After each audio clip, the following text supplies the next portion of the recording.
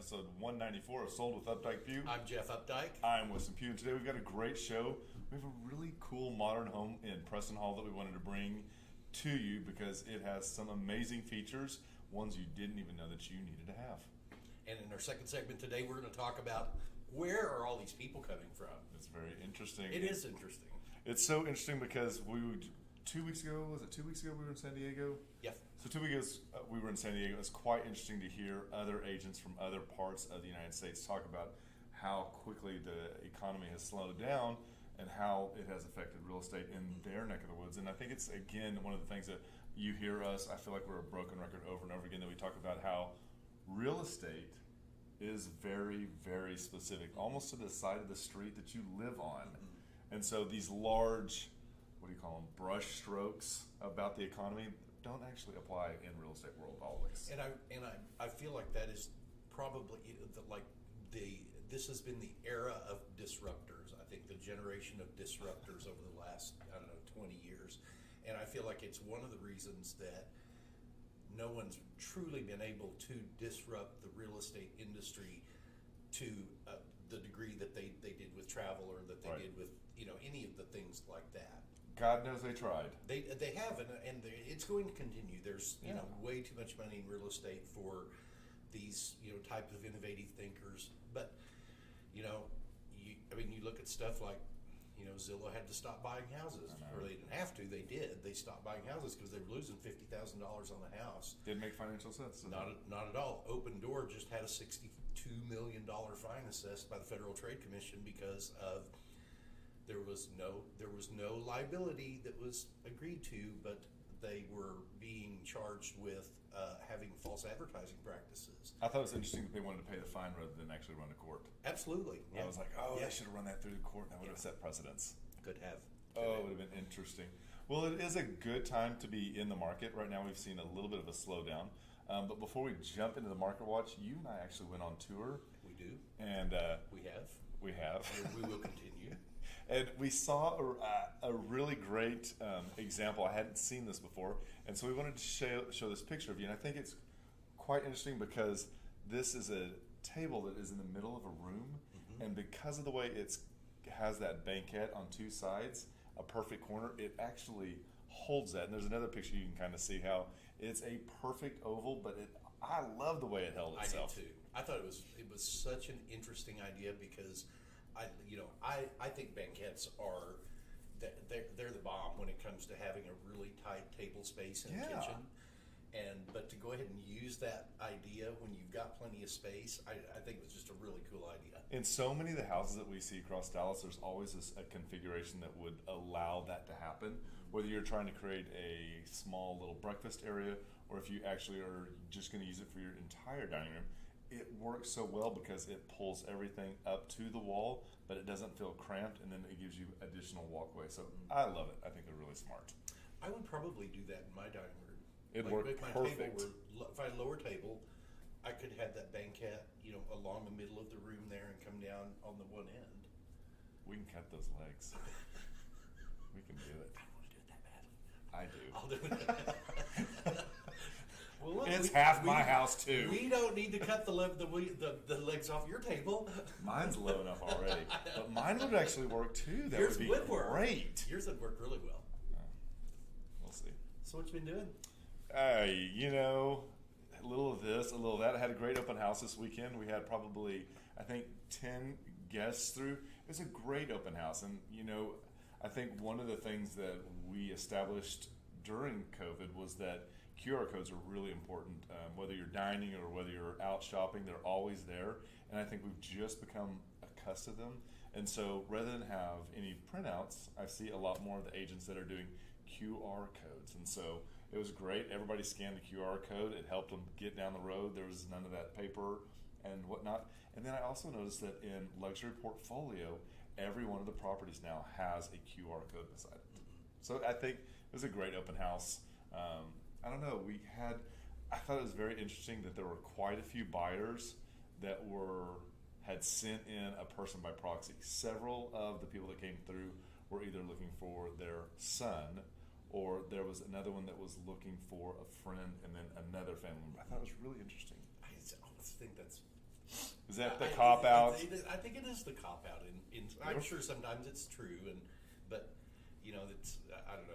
They were super friendly, but what did you do this weekend? I wanted to see the decision makers. I know, right? Decision makers there. So. Bring in the money man. Right. This weekend was really cool. I worked all weekend long. I networked all weekend long. You did, Jeff. You did such a good networking. job. I did it like all Friday evening in a pool. And then I went to some other friend's house on Saturday. And then on Sunday. You just had your floaties on and you were at it. I did. I'm taking advantage of every last minute of summer pool season. How much did your pool cool down with the rain we had 2 weeks ago? It really wasn't bad. Mine, it takes a lot for mine to fluctuate because it's so deep on that one end that it's really dependent more upon the earth temperature than it is, the external stuff. Interesting. So if your pool's more shallow, like yours is more shallow, I think yours is going to be more influenced by the rains I think we dropped 6 degrees. Did you really? It was cold. Oh, wow. It was crisp, very, very crisp. So, well, what we want to do now is we're going to jump in and talk about the market because that's what everyone wants to know since this is a real estate show. Yep. So what we like to do is take a look in Dallas County at the homes that have come on the market, sold, or gone into contract in the last 7 days, because this kind of whittles us down. But one of the great things that we can do is if you'd like to look in an area, a school, zip code, let us know. We can make that happen. And Jeff, kick it off. Let's talk about it. So this week our coming soons were up by about 2%, meaning there were 63 coming soons in the last 7 days in Dallas County. Coming soon is a status in MLS where listing agents can begin to advertise a property, but they don't want to let it be shown yet. There was a challenge in our marketplace where people would start advertising property and then they wouldn't let other brokers in, and it was really just kind of something that normalized or neutralized that a little bit. The new active listings, there were 356 new listings over the last 7 days in Dallas County. That's down about 21%. Option period is the first status that a contract goes to, and it's the period in which a buyer usually has a 7 to 10 day unrestricted right to terminate. And the number of those contracts was down a little bit, although it's still a healthy number at 339. And then once that contract has moved out of the option period, and that means things have been agreed upon, we move into what's called a pending status. And this is when we're just waiting for everything to wrap up, paperwork to get sent over to title company, and that's down 7%, 156 versus 168 last week. And then we move into close. So now we've gone to the table, funds have been exchanged, and keys. And so this is also down 7%, 322 versus 347 the previous week. Now, with that being said, we are also just wrapping up August, and August is one of the months that everyone in Dallas likes to take off because it's hot and it's right before school starts. Yeah. We'll probably also see numbers dip or be relatively flat in the upcoming week. I'm going to venture and say that they'll probably continue to dip given the fact that we're going to have Labor Day worked into that. And again, 4-day weekends are even another reason why people leave Dallas for the weekend. Yeah. So, and this is truly a 4-day weekend where, there are so many corporations that are closing on Friday and are also going to be closed on Monday.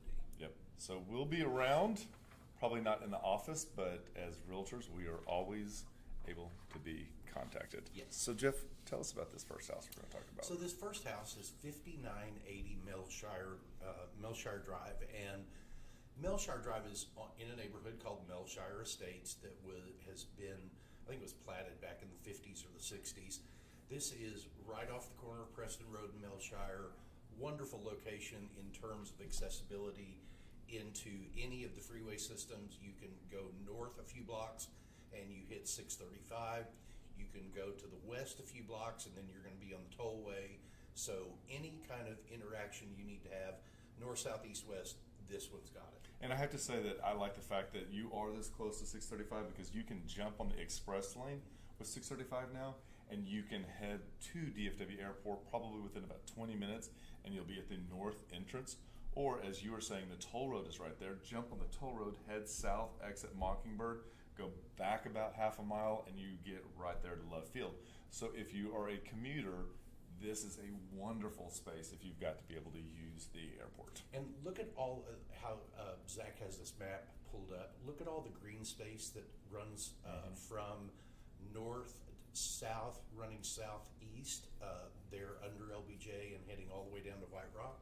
That is all trails all the way down through there. So you being able to, maybe you don't want to ride that far over to a trail, but to put the car on the bike rack, run over, be able to jump on a trail and go 20 or 25 miles either direction is really an outdoor person's dream. And when you're done biking the trails, one of the places we like to stop off is at Maple Leaf Diner.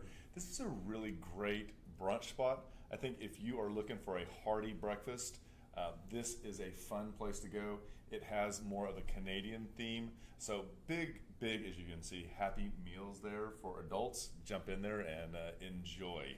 It's really good. I've personally been there probably 5 times. Well, look at you. And it is really, the food is as good as you see it right here. Now, that is good because a lot of times we can say Instagram in real life and they don't match. This time it does. The other thing in the neighborhood we wanted to talk about was the T-Bar and Racket Club. And this is a private private tennis facility that you can come and join and pay to go into. I didn't look at memberships, whether it's a onesie, twosie type thing or if it's a membership ongoing. I think it's an ongoing membership. But one of the great things is they've got, what is it you like? Ooh, I love me some pickleball. So apparently there's an article in Texas Monthly that talks about a lot of the investors are betting big on pickleball. And it's so funny because the other night we were talking about getting a group together to go play pickleball, but we wanted someplace else to go besides Pickle and Chicken because it's so crowded. Because it is so popular right now. That's what I've heard. And also in this area, don't forget Central Market. If you know what HEB is, this is its grown-up little sister, and it is amazing. There's one here, and there's also one down at Midway and Northwest Highway. There is. Great. And this is a really great store. It is very specialty, but it's still got all the regular stuff that you need. I love it. And their prepared food's really good. Their vegetables are great. So if you're looking for that, that's a great place to stop in. 5980 Melshire Drive.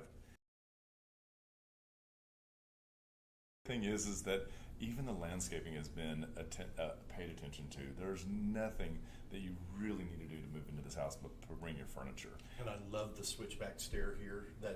This is a modern house and you feel it from the moment you walk in the front door. And as you see here, when you pivot to the right or the left when you walk in that front door, you've got a really great formal dining area, really amazing attention to detail again in both the lighting fixture, but also there is a 200 bottle wine right behind there.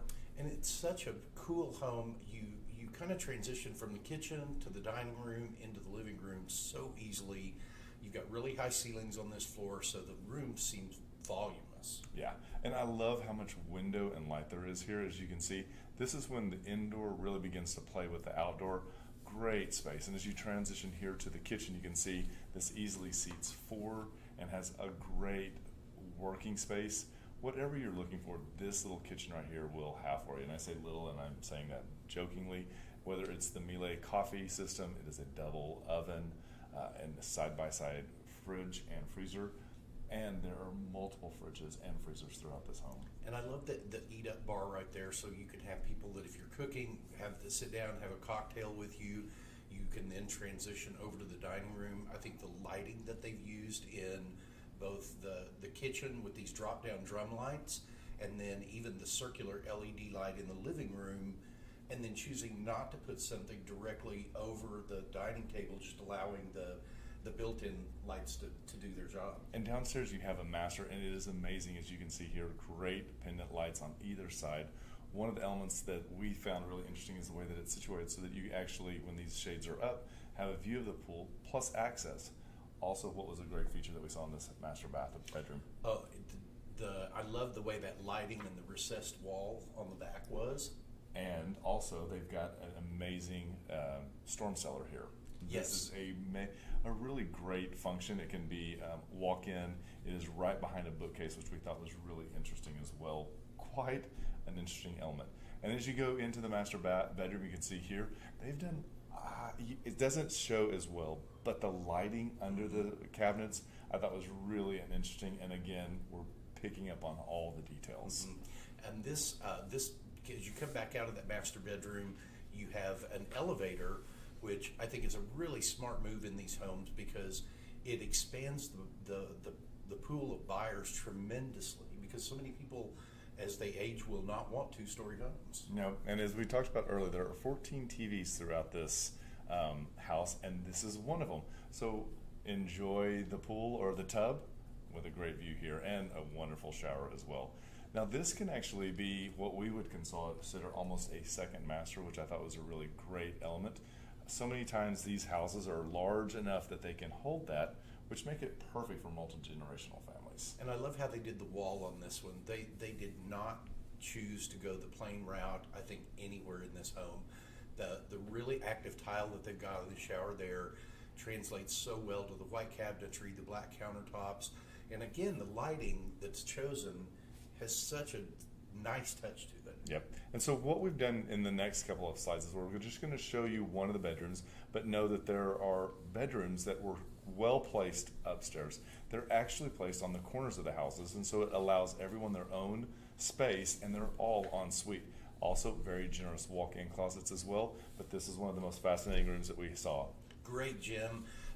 Apparently this man had this installed for his granddaughter because she was big into tumbling and cheerleading, and it's such a cool room. I mean, if you take the tumble pad out, you could have an entire room of equipment in there. And it's over the garage, yes. So you never have to hear it. Now, coming back out of that, you walk into this large second living, media room, bar area, whatever your home and family needs are, this is perfect for them. And this this has a control force system in it for all your AV. All of they're, like Weston said, there are 14 TVs. Most of them are Sony. They're either UHDs or OLEDs. 14 zones of audio throughout the house, so you can have the same music playing in 14 different zones or completely different music playing in 14 different zones. Speaking of a different zone, let's head outside. This is an amazing backyard. One of my favorite hot tub concepts is when it is a spillover.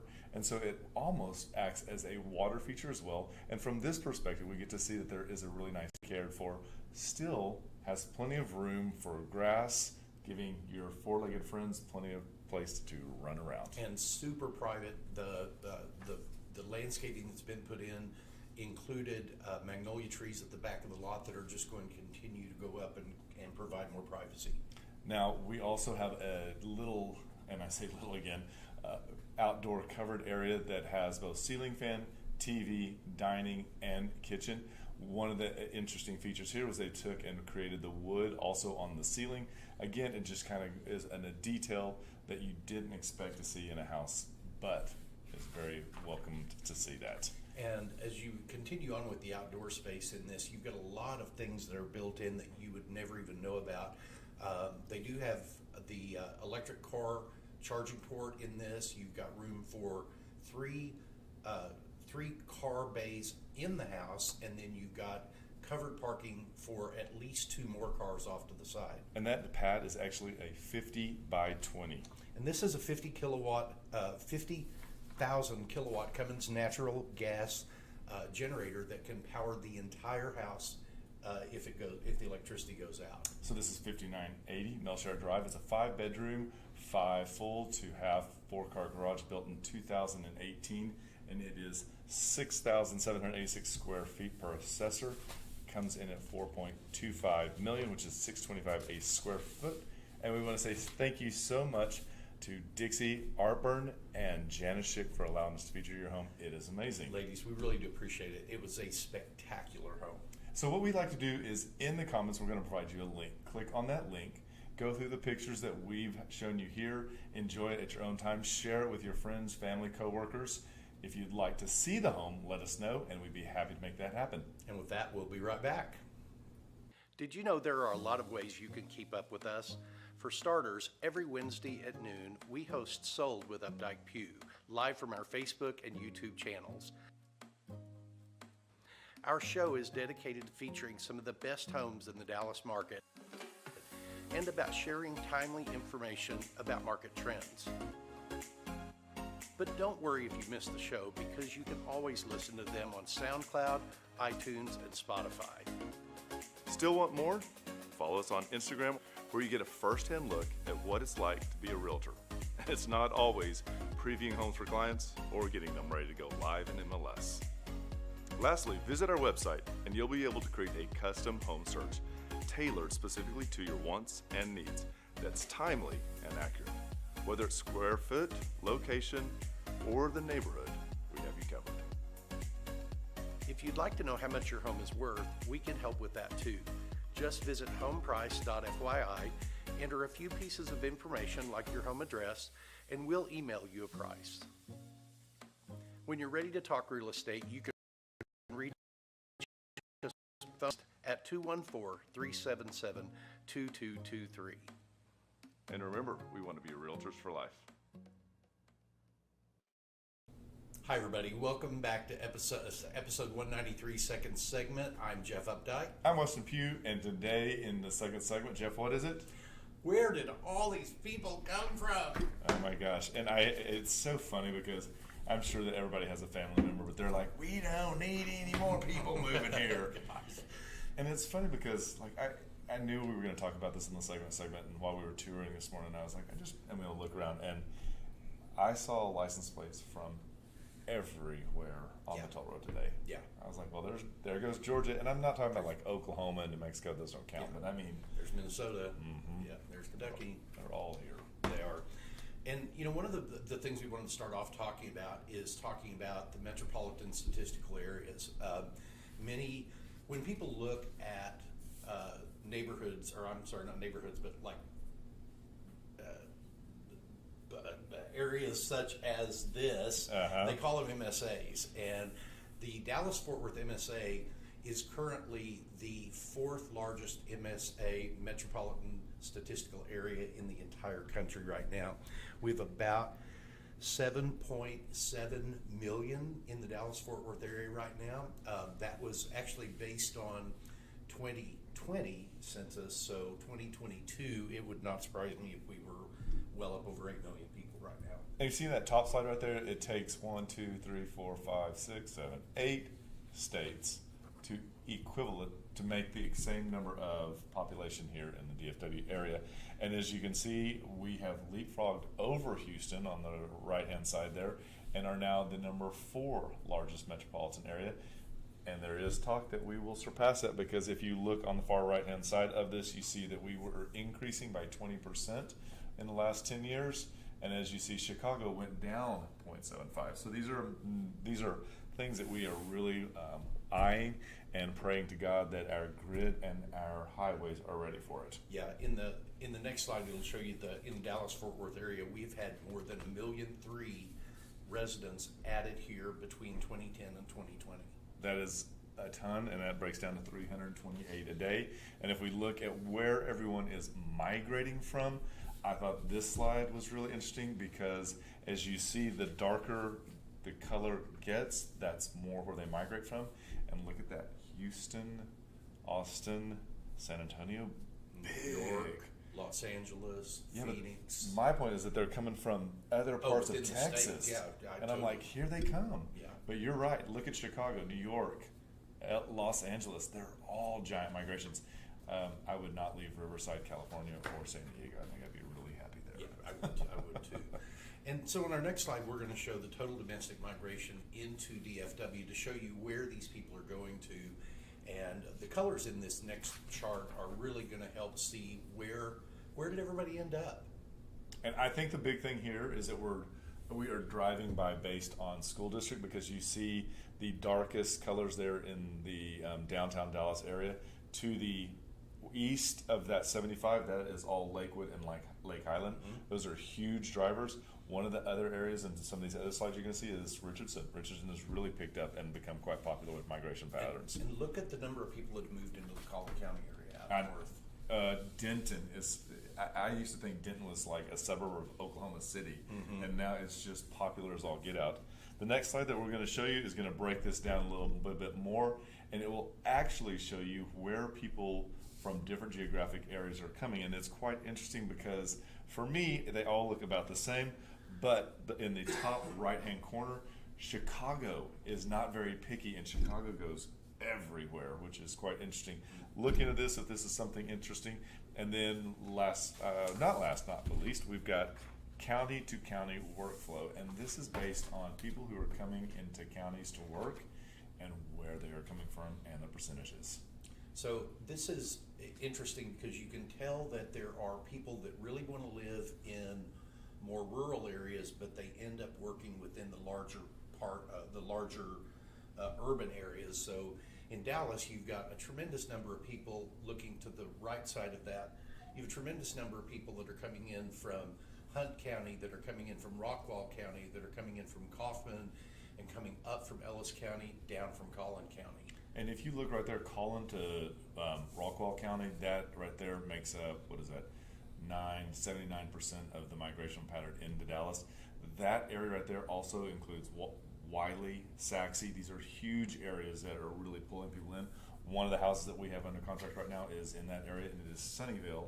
And you wouldn't guess, but you're only 10 minutes from downtown Dallas. Yeah, we were out there, one day, was it the end of last week? And the interesting thing too is if you want to jump on 635, you can hit 635 and come around the top and be at DFW Airport in no time. Yeah. It's amazing. Our last slide today is a little bit hard to see on the screen here, but we've kind of divided different parts of the city or the Metroplex up to show, who the people are that are there or who the buyer types are that have come into it. And I think the one that stands out to me most is the uptown individuals, that light blue. Interesting. Do you see how many of that? Because they've really come into the core of the city. They've really gone to the core, what I call the additional urban cores. Because they've created this additional urban core in Frisco. They've created this additional urban core in McKinney. There's an additional urban core in Denton. So you see, the people want to be.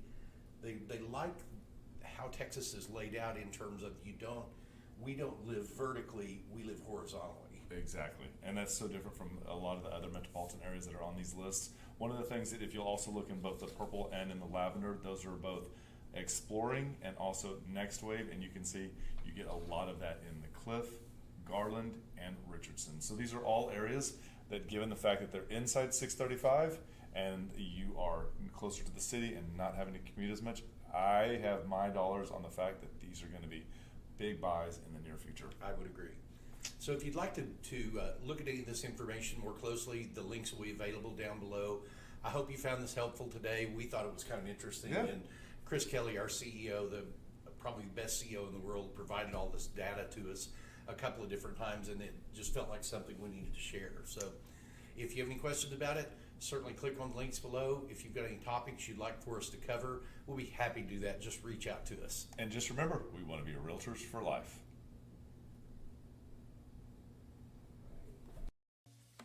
When you're ready to talk real estate, you can reach us online, by phone, or by text at 214-377-2223.